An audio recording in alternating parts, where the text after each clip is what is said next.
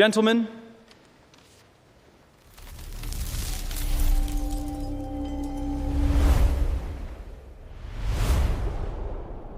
यार मैं इस बात को सोचता हूँ कि दुनिया का सबसे बड़ा साइंटिस्ट जिसका आईक्यू लेवल आज भी दुनिया में सबसे ज्यादा माना जाता है वो अल्बर्ट आइंस्टाइन। इन्होंने सन 1905 में अपना पीएचडी कंप्लीट किया था और इसी साल इन्होंने मैक्स प्लैंक के दिए गए नाम क्वांटम को भी प्रूव किया था, जिसमें इन्होंने बताया था कि लाइट छोटे छोटे पार्टिकल से मिलकर के बना है। इसके अलावा फिजिक्स का सबसे दिलचस्प थ्योरी ऑफ रिलेटिविटी भी इसी साल इन्होंने एक्सप्लेन किया था। इतना कुछ करने के बाद भी अल्बर्ट आइंस्टाइन एक नॉर्मल सी पेटेंट ऑफिस में एक क्लर्क की जॉब करते थे, जिसमें वो सुबह के 8 बजे से शाम के 6 बजे तक की नौकरी करते थे। इसके बाद के बचे हुए टाइम में फिजिक्स के बारे में सोचा करते थे।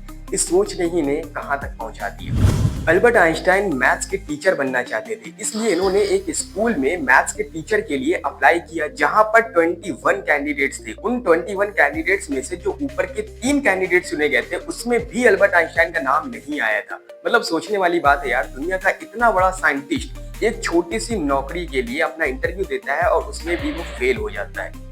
मतलब फेलियर्स का मतलब ये नहीं होता कि हमारा नाम इतिहास से खत्म हो गया। खैर, इन्होंने सिफारिश करके एक स्कूल में बिना सैलरी के मैथ्स की ट्यूशन देना शुरू कर दिया था, जहां पर इनसे पढ़ने के लिए सिर्फ 3 स्टूडेंट्स आते हैं, और वो 3 स्टूडेंट भी कोई बहुत अच्छे स्टूडेंट या बहुत दूर से नहीं आए थे कि हम अल्बर्ट आइंस्टाइन से पढ़ने के लिए जा रहे हैं, बल्कि वो 3 स्टूडेंट भी इन्हीं के दोस्त थे जो अल्बर्ट आइंस्टाइन के खुद के कहने पर आए थे। उनके दोस्त बताते हैं कि अल्बर्ट आइंस्टाइन इनको पढ़ाते टाइम अक्सर बोर्ड पे गलत इक्वेशंस लिख दिया करते थे और हमसे पूछा करते कि यार ये सही लिखा है, तो हम कहते हैं कि नहीं सर, इसमें ना माइनर सी मिस्टेक हो गई। तो कहते हैं ओ सॉरी मेरी ना मैथ्स थोड़ी सी कमजोर है, लेकिन हाँ मेरी फिजिक्स मजबूत है। तो मैं सोचता हूँ कि यार इतना बड़ा साइंटिस्ट अल्बर्ट आइंस्टाइन, उसकी मैथ्स कमजोर थी। तो फिर सोचने वाली बात है कि यार जो स्टूडेंट्स नीट का एग्जाम देते हैं, तो नीट देके वो क्या बनना चाहते हैं? डॉक्टर बनना चाहते हैं, और उनके लिए बायोलॉजी आती है बस बहुत है भाई, और फिजिक्स थोड़ी सी आनी चाहिए। फिजिक्स के क्वेश्चन इतने टफ दिए जाते हैं कि मैं दावे के साथ ये बात कह सकता हूँ कि एनटीए के जो जिम्मेदार अधिकारी है ना, वो खुद इस पेपर को सॉल्व नहीं कर पाएंगे। अरे साबित क्या करना चाहते हो भाई इतना डिफिकल्ट पेपर बना के? क्या साबित करना चाहता है तू? सॉल्जबर्ग 1909 में ये कॉन्फ्रेंस ऑर्गेनाइज किया जाता है, जिसमें टोटल 1100 से ज्यादा साइंटिस्ट आए थे।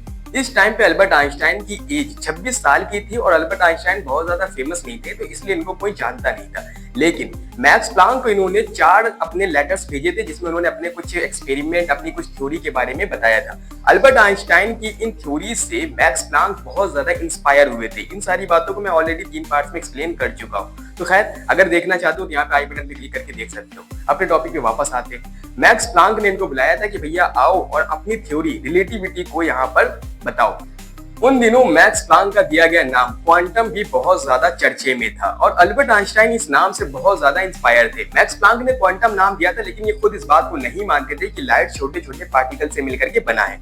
लेकिन इस बात को अल्बर्ट आइंस्टाइन मानते थे। उनका कहना था कि भाई लाइट छोटे छोटे पार्टिकल से मिलकर बना है, जिसे क्वांटम कहा जाता है।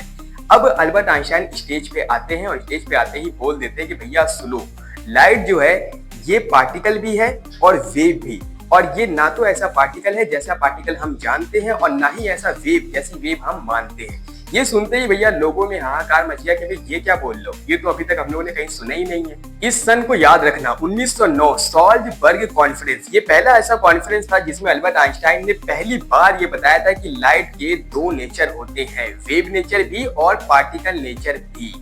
खैर, जब अल्बर्ट आइंस्टाइन ने ये बात कही तो लोगों में जब थोड़ा सा चहल पहल मच गया, तो अब जाहिर सी बात है 26 साल का लड़का था, थोड़ा सा नर्वस हो गया। जब वो नर्वस हो गया तो अटकने लगा। अब मैक्स प्लैंक बगल में खड़े थे और मैक्स प्लैंक अल्बर्ट आइंस्टाइन से थोड़ा इंस्पायर थे, क्योंकि उन्होंने उनकी थ्योरी ऑफ रिलेटिविटी को पढ़ा था। तो उन्होंने कहा कि भैया अल्बर्ट आइंस्टाइन जी आप कुछ पढ़िए, उनको दिलासा देते हुए आगे कहा कि पढ़िए। अब अल्बर्ट आइंस्टाइन पढ़ना शुरू करते हैं, लेकिन वो क्योंकि कुछ लिख के तो लाए नहीं थे, तो अपने अटके अटके वर्ड्स में कहते हैं, ध्यान से सुनो, अभी प्रेजेंट टाइम पर एक एक्सपेरिमेंट है जो बहुत ज्यादा वायरल चल रहा है। उन दिनों लेनार्ड नाम के साइंटिस्ट का एक एक्सपेरिमेंट बहुत ज्यादा वायरल चल रहा था। लेनार्ड को उस एक्सपेरिमेंट के लिए एक नोबेल अवार्ड भी मिल चुका था, और इस बात को भी मैं ऑलरेडी एक्सप्लेन कर चुका हूँ। खैर, फिर भी थोड़ा सा बताते हैं क्योंकि यहाँ पे काम बढ़ेगा। लेनार्ड ने भैया एक एक्सपेरिमेंट किया था जिसमें उन्होंने एक वैक्यूम ट्यूब को लिया था और उस ट्यूब में 2 साइड्स मेटल की प्लेट्स लगा दी थी, और जब उन मेटल्स की प्लेट में अल्ट्रावायलेट रेज डाली जाती थी तो मेटल के सरफेस से इलेक्ट्रॉन्स बाहर आ जाते थे और ये इलेक्ट्रॉन सर्किट को कंप्लीट करते थे और उसमें इलेक्ट्रिसिटी बहने लगती थी। इसे ही कहा जाता है फोटो इलेक्ट्रिक इफेक्ट। अब अल्बर्ट आइंस्टाइन लेनार्ड के इसी एक्सपेरिमेंट के बारे में जिक्र करते हैं और कहते हैं कि भैया इस एक्सपेरिमेंट को तो हम सब जानते हैं, लेकिन हम में से कोई इस बारे में सोचना नहीं चाहता कि यार ऐसा क्या होता है मेटेलिक सरफेस पे कि जब उस पर अल्ट्रावायलेट रेज डाली जाती है तो इलेक्ट्रॉन्स बाहर आ जाते हैं। जब हम लाइट की इंटेंसिटी को बढ़ाते हैं तो ऐसा क्या होता है कि नंबर ऑफ इलेक्ट्रॉन्स बढ़ जाते हैं जबकि एनर्जी बढ़नी चाहिए थी। अल्बर्ट आइंस्टाइन पूछते हैं कि जब हम लाइट की फ्रीक्वेंसी चेंज करते हैं तो ऐसा क्या होता है कि भाई उस टाइम पे निकलने वाले इलेक्ट्रॉन्स की यानी कि इमिटेड इलेक्ट्रॉन्स की एनर्जी बढ़ जाती है। इन सारे सवालों का किसी के पास कोई जवाब नहीं था।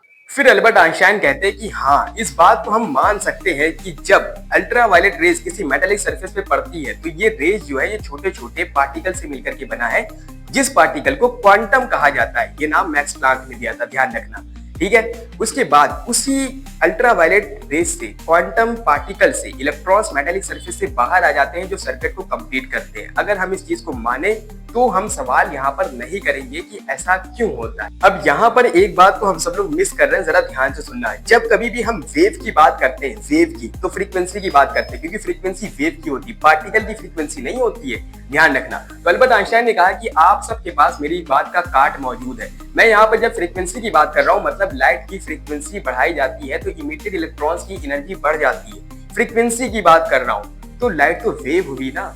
लेकिन अल्बर्ट आइंस्टाइन ने कहा कि भैया लाइट कोई ऐसी चीज है जो ना तो वेव है और ना ही पार्टिकल। ये हमारी सोच से, हमारे अब तक की समझ से परे है और यही मिथ साइंस की, फिजिक्स की दुनिया को पलटने वाली है।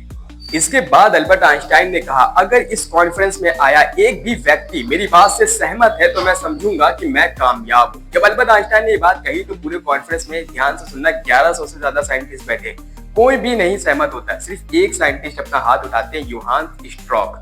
इन्हें भैया अल्बर्ट आइंस्टाइन को नोबेल अवार्ड मिलने से 2 साल पहले नोबेल अवार्ड मिला था। ये अपना हाथ उठाते हैं और कहते हैं भाई मैं सहमत हूं तुम्हारी बात से। बस अल्बर्ट आइंस्टाइन को एक बंदा चाहिए था, वो मिल गया, खुश हो गया बंदा। अल्बर्ट आइंस्टाइन ने 1905 में अपनी थ्योरी को प्रूव किया था, लेकिन इनको अवार्ड जाकर के मिला था 1921 में। और ध्यान से सुनना, जिस साइंटिस्ट ने अभी हाथ उठाया था ना, योहान स्ट्रॉक, इसने भैया हिटलर की पार्टी को ज्वाइन कर लिया था सन 1924 में। और एक और साइंटिस्ट जिसने अभी अपना थ्योरी दिया था, इसमें वैक्यूम ट्यूब था जिसको एक्सप्लेन किया था अल्बर्ट आइंस्टाइन ने अपने फोटो इलेक्ट्रिक इफेक्ट को बताने के लिए, इसने भी हिटलर की पार्टी को ज्वाइन कर लिया था। और हिटलर की पार्टी ये यहूदी विरोधी पार्टी थी और अल्बर्ट आइंस्टाइन एक यहूदी थे। तो भैया ये दोनों साइंटिस्ट ना लोगों के बीच में जा करके बोला करते थे कि अल्बर्ट आइंस्टाइन और इनके जैसे यहूदी फिजिक्स की दुनिया में एक कीड़ा बन के खड़े हैं। ये फिजिक्स में एक ऐसी बातों को फैला रहे हैं जिसका फिजिक्स में कोई लेना देना नहीं है। खैर, सोचने वाली बात है कि यार राजनीतिक ना ये बड़ी गंदी चीज है। देखो, अच्छे खासे साइंटिस्ट को भी बदनाम करने पे तुल गए, लेकिन सच हमेशा सच होता है और सच की हमेशा जीत होती है। तब तक के लिए जय हिंद। और अगर और भी ऐसे पार्ट्स देखने में इंटरेस्टेड हो तो प्लीज यार चैनल को सब्सक्राइब करके रखना और बाकी की वीडियोस को भी आप देख सकते हैं।